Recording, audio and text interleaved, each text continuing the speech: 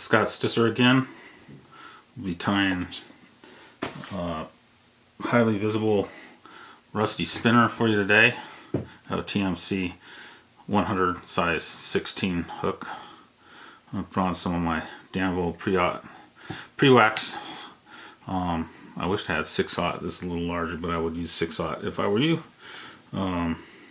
Thread. I've attached my thread. Next I'm going to put on my tails. This is a paintbrush.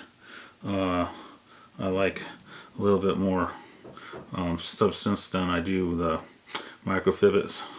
So I'm putting on these paintbrush fibers as my tails. So you can buy this particular brush, was just perfect. I got it at Ace Hardware. It's 100% polyester latex paintbrush, Benjamin Moore. And you buy that, you'll have more damn tailing material than you'll use in a lifetime. So what I've done is I've tied those tails in on the top of the hook, and you notice that sets up making me to be able to push on the top of the hook like so, or with my fingernails, and easily split those fibers apart. And then what I'm going to do is I'm going to do a figure 8 back here.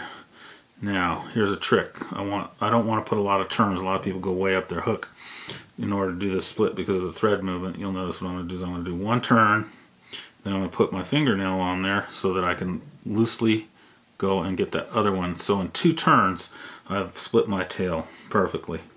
I'm going to put 2 more wraps in front. For that's where I'm going to put on my biot. Now biots are really nice materials, but they're fairly I'm tying it in. You notice how I'm going to the back. I'll explain that. They're pretty brittle. And this is a turkey biot. I like turkey biots because of the extra length. They're kind of hard to find nowadays, but anyway, you can use goose biots if you can't find the turkey biots. Now I tied it in heading towards the back a little bit because when you tie in the biot, you're going to be making a 90-degree turn. I'm going to make this 90-degree turn over an entire encompassing turn of the hook, which means I'm applying a 90-degree turn over 360 degrees, which is much softer and much easier on the material than if you do so abruptly.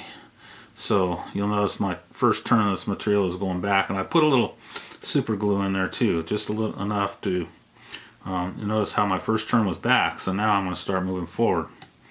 So and that super glue is going to make this fly much more durable. It's very worthwhile to add the durability because of how badly these flies get chewed up by the trout's teeth. So I made my biot body now. I'm going to come in and clip that. Okay, get that out of my way. Okay, and next I'm going to use a poly wing. You could actually do this with CDC and have the CDC set up the tape of your body, and you know there's a million ways to tie a fly. This is a pretty simple way. So what I'm going to do here is I'm going to actually, before I do that, I'm going to put the high vis in. So I'm going to tie some highly visible orange foam in. It's going to be my wing case.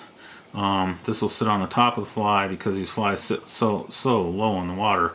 It's so hard to pick them up. Now I can see a bright orange dot that the fish can't see, and I watch for that to disappear before I set my hook. Now I'm tying in my poly. Okay, I'm going to figure 8 that in. This is my wing. Tie that in good, like so. Okay, so we're getting close to being done here. We've got our wing in place. Okay, the next thing we're going to do is we're going to take a little rusty dun colored dubbing. I'm using superfine. I tend to use a lot of superfine these days. Great material. I'm going to dub that on, and now I'm going to build up my thorax with dubbing. Okay. Oop. Get out of there. Like so. And then I'm going to pull my wing case over. Another thing I want to do to make this a little more tough for trout to tear up is I'm going to put just a little dab of super glue right on that area of this foam that I'm going to pull over. That way, foam, of course, you know, is really badly chewed up by trout's teeth, and this will make the fly hang together a little better too. Put a few wraps in there. I went backwards so that as I do this, I'm gonna clip my off my foam, and I'm just gonna build up a nice little head like so, and then I'm going to do my whip finish.